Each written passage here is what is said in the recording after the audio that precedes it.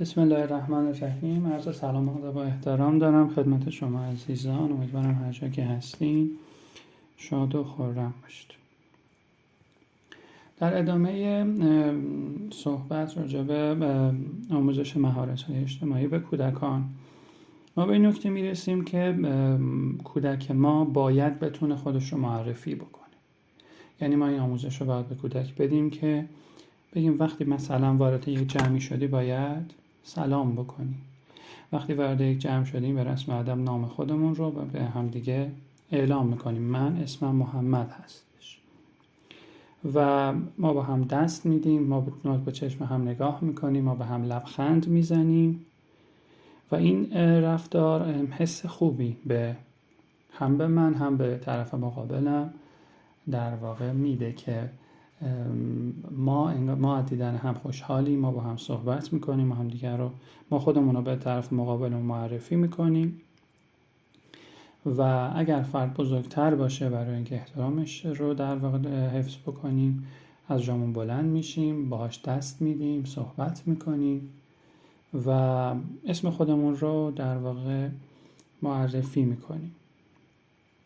یا حتی اگر قرار باشه شما دوستیابی داشته باشی، وقتی که اولین بار اون فرد رو میبینی بهش سلام بکن، اسمت رو بگو، اسمش رو بپرس، چند سالته، چی کار میکنی، کدوم مدرسه ای، علایقت چیه و چه ورزشی میکنی. همه اینها میتونن کمک کننده باشن که ما در واقع بتونیم دوستیابی داشته باشیم. ما وقتی که خودمون رو معرفی میکنیم، ما وقتی که توانمندی هایی که داریم، اون در واقع شناختی که از خودمون داریم در واقع بیان میکنیم و اون موارد رو اعلام میکنیم، احتمال اینکه بتونیم حرف مشترکی با اون آدم پیدا بکنیم، نقطه اشتراکی پیدا بکنیم با اون آدم در واقع بالا میره و در واقع توی دوستیابی ما میتونیم در واقع به مهارت بیشتری برسیم. و خب نکته‌ای که در واقع خیلی از اهمیت هستش اینه که ما وقتی که فردی رو به اسم صدا میکنیم یعنی که اون فرد برای ما ارزشمنده، یعنی ما به اون فرد در واقع علاقه داریم. پس باید از کودکمون بخوایم که نام افرادی رو که باهاشون دوست هست رو در واقع یاد بگیره و وقتی که میاد خونه با ما راجبش صحبت بکنیم. مثلا علی چنین کرد، زهرا، نازنین، فاطمه چنان کردن. همین خودش باعث میشه که در واقع مهارت‌های ارتباطی و کلامی بچه ما در واقع رشد بکنه. چرا؟ چون با من والد داره صحبت میکنه. من ازش سوال میپرسم و سوالهایی رو میپرسم که یعنی با یه سوال کوتاه اون شروع بکنه به صحبت کردن، بگه بیان بکنه و همین باعث میشه که مهارت ارتباطیش رشد بکنه. و نکته هم که اینجا ما باید بهش توجه بکنیم اینه که وقتی که کودک برگشت خونه ما ازش بپرسیم که خب چه خبر، چطور بود امروز، چه چیزایی رو یاد گرفتی. یعنی ما این توانایی رو در کودک ما به وجود بیاریم که وقتی که پاش رو از خونه میذاره بیرون نگاه بکنه، بررسی بکنه، یعنی مکالمات دوستاش رو گوش بکنه، ببینه دغدغه آدم‌ها چیه، ببینه چیا یاد دارن. مثلا یه نفر با یه نفر دیگه داره صحبت میکنه، میگه مثلا فلان کلاس زبان، فلان مدرس زبان خیلی توانمنده.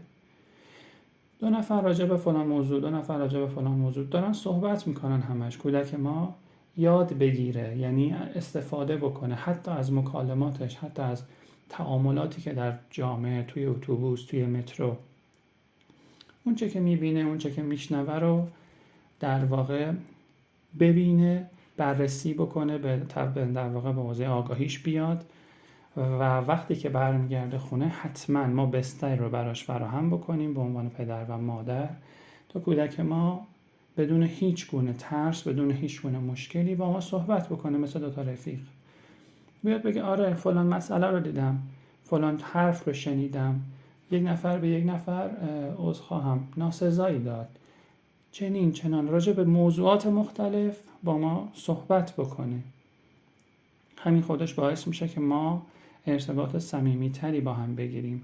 همین باعث میشه که ما وقتی نوجوان ما در واقع به یه سنی میرسه که میخواد از ما هی فاصله بگیره، ما قبلتر از اون رابطه خیلی گرمی رو با هم شکل دادیم تا وقتی کودک ما به نوجوانی میرسه اون ارتباطه دیگه کمرنگ نمیشه. چرا؟ چون یک رفیق خیلی خوب توی خونه هست که بتونم باهاش ارتباط بگیرم. من همیشه با این فرد صحبتامو کردم، درد دلامو کردم، مشورتامو کردم، پس حالا که باز مشکلاتی برام به وجود میاد دوباره میتونم با والدینم صحبت بکنم. متاسفانه ما موردهایی رو داشتیم که فرد مورد سوء آزار قرار گرفته، مورد آزار جنسی قرار گرفته، ولی کن از ترس اینکه در واقع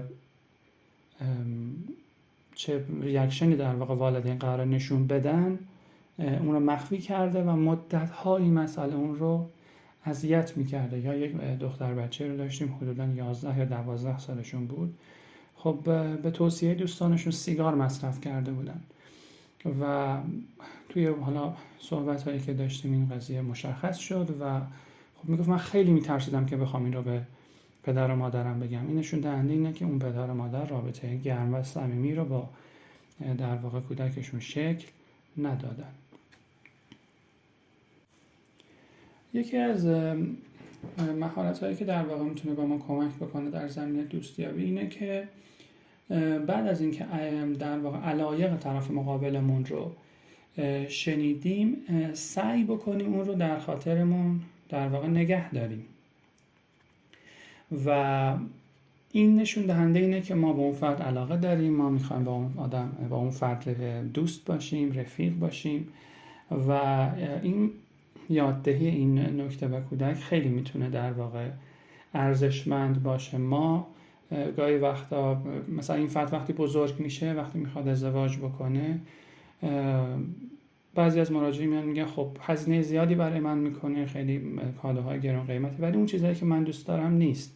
این نشون دهنده چی؟ نشون دهنده که به من توجه نمیکنه، به علایق من توجه نمیکنه. گاهی وقتا یک کادوی ساده خیلی حال خوب کن تر از این کادوهایی که ما در واقع متاسفانه گاهی وقتا به هم میدیم، به خاطر مشغله‌ای که داریم توجه نمی‌کنیم، به خاطر نمیسپاریم که فلان روز فلان موقع چه اتفاقی افتاد، همسر من چه چیزهایی رو دوست داشت، به چه چیزهای علاقه داره، چه چیزهای بدش میاد. اگر ما اینها رو در واقع یاد بگیریم و سعی بکنیم که رعایتش بکنیم، میتونیم انسان‌های موفقی بشیم در بحث در واقع روابطمون با همسرمون، با دوستامون، با همکارمون. در واقع این خیلی میتونه به ما کمک بکنه که ارتباط گرم و صمیمی با افراد داشته باشیم و به علایق و ارزش‌های اونها بتونیم در واقع احترام بگذاریم. به عنوان آخرین نکته ما باید به این مسئله اشاره بکنیم که یکی از چیزهایی که ما باید در واقع به کودکمون یاد بدیم اینه که ما برای شناخت پیدا کردن نسبت به یک آدم نیاز به یک بازه زمانی داریم. یعنی نمیشه فقط صرفاً بر اساس طرز لباسی که داره، طرز حرف زدنی که داره، رفتاری که داره ما به شناخت کامل از اون آدم برسیم. یعنی این توانمندی خیلی خیلی خیلی خیلی میتونه در آینده به کودک ما در واقع کمک بکنه. چرا؟ چون در یک دوره‌ای، مثلا در دوره نوجوانی، نوجوان ما فکر میکنه که این آدم اگر یک حرفی رو که داره میزنه کاملا راست میگه، کاملا درست میگه، هیچ کدومتون، همه در واقع والدین، اطرافیان، خانواده، همتون نه، همتون یک طرف، این آدمی که وارد زندگی من شده یک طرف، این درست میگه، این خیر منو میخواد، این میخواد منو نجات بده، این میخواد چنین بکنه، این میخواد چنان بکنه. این نشون دهنده چیه؟ این نشون دهنده اینه که کودک من این نکته رو فراموش کرده که برای شناخت پیدا کردن نیاز به یک مدت زمان هستش، نه اینکه حالا صرفا یه نفر چیزی رو گفت دیگه من باور بکنم و خیلی سریع به نتیجه برسم که آره این آدم خوبیه. یعنی من باید چی کار بکنم؟ بلا تشبیه، بلا نسبت این توانمندی رو به کودکم بیاموزم که در واقع روابطش با آدم ها، یا وقتی یک آدم میخواد با کودک من در واقع آشنا بشه، بلا تشبیه بلا نسبت. این رابطه، این در واقع سیری که قرار اتفاق بیفته باید به صورت بلا تشبیه، مثل پیاز پوست کندن باشه. پیاز لایه لایه لایه لایه است، یعنی لایه اول رو فرد رد شد، اوکی، حالا لایه دوم، حالا لایه سوم، بلا تشبیه. بعضی از افراد در واقع روابطشون بلا تشبیه، مثل در واقع خربزه هستنگاهی، یعنی پوست اگر از بین بره کامل به یعنی یه مقاومتی دارن، اگر اون مقاومت بشکنه دیگه اون فرد میتونه به در واقع افکار این فرد، به باورهای این فرد، به هر آنچه که این فرد داره دسترسی پیدا بکنه.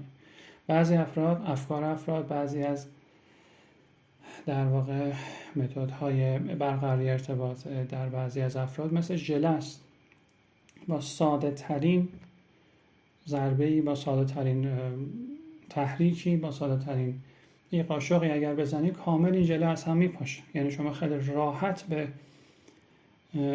این قضیه دسترسی پیدا میکنی و این به این اطلاعات، به این افکار، به این ارزش‌ها و به هر چیز دیگه‌ای که برای این آدم هست دسترسی پیدا میکنی و این اشتباهه.